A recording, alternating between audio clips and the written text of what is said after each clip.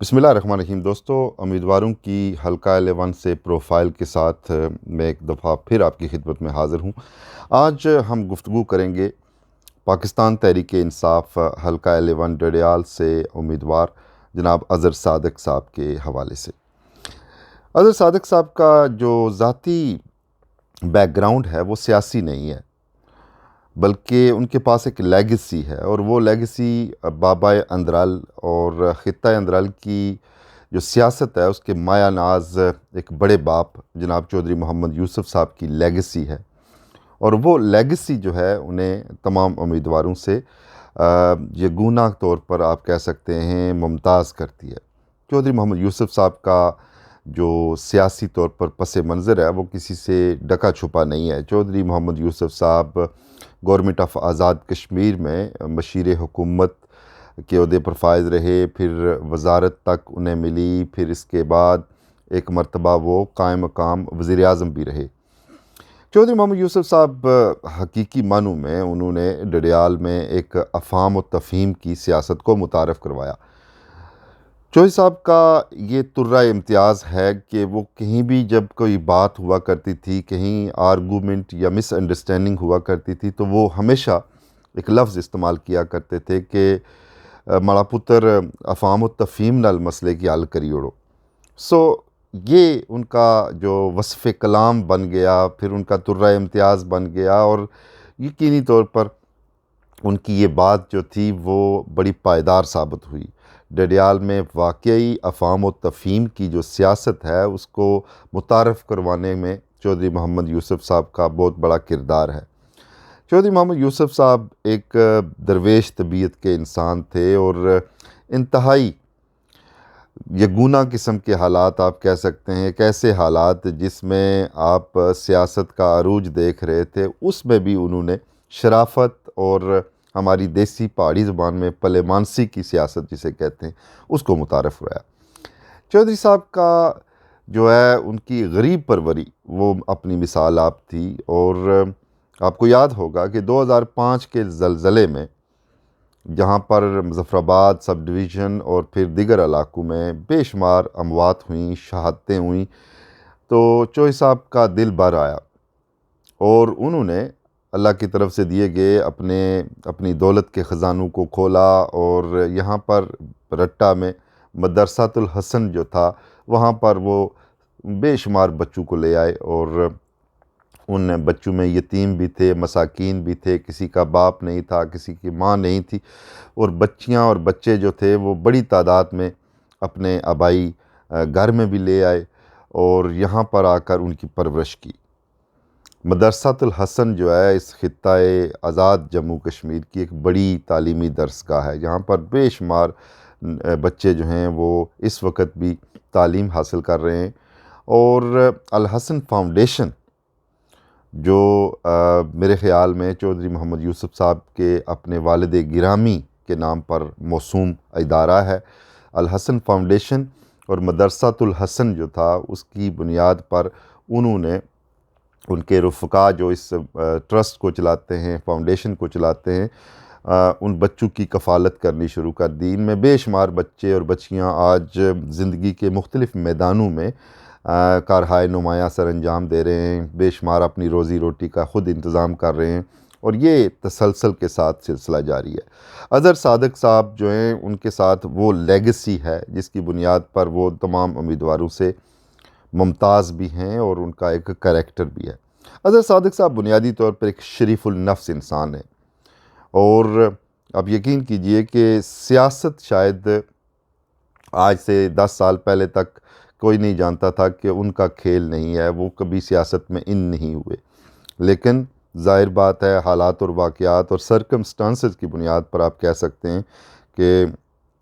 چونکہ چودھری صاحب کی اپنی کوئی نرینہ اولاد نہیں تھی جو ان کے منصب کو آگے لے کر جا سکے، تو اظہر صادق صاحب چونکہ ان کے بھتیجے تھے،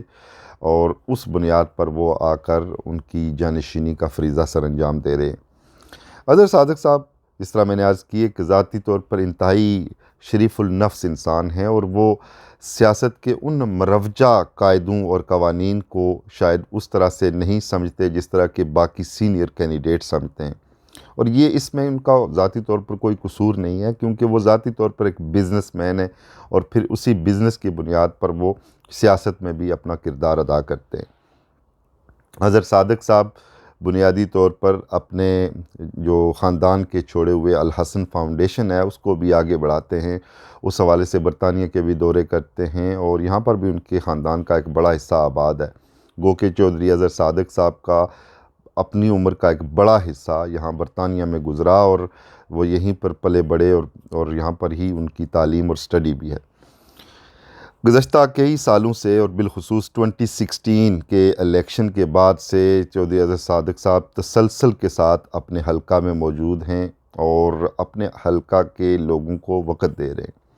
ان کی خوشی غمی میں بھی شریک ہوتے ہیں، اور دیگر مسائل پر بھی وہ کھل کے بات کرتے آئے ہیں۔ تو اس حوالے سے ان کے مخالفین کا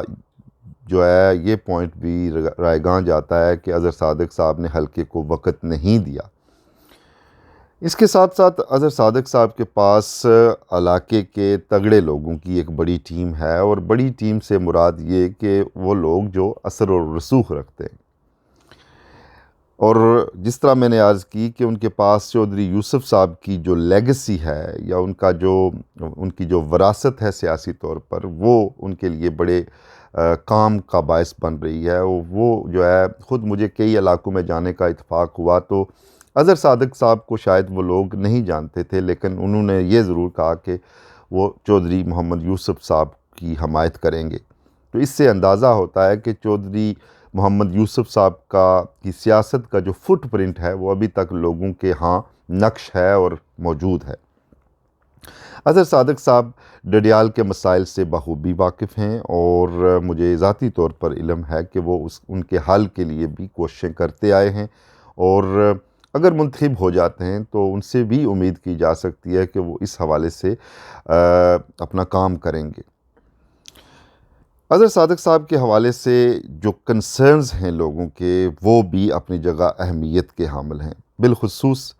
اس حوالے سے کہ ان کے پاس جو ٹیم ہے وہ کس قدر کارگر ثابت ہو سکتی ہے، بالخصوص اس 21ویں صدی اور 2021 کا جو الیکشن ہے اس کے بعد کے سیاسی حالات کیا ہیں۔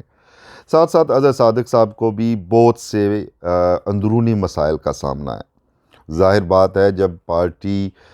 کے سنہرے چانسز ہوں، گولڈن چانسز ہوں کہ وہ اقتدار میں آئے،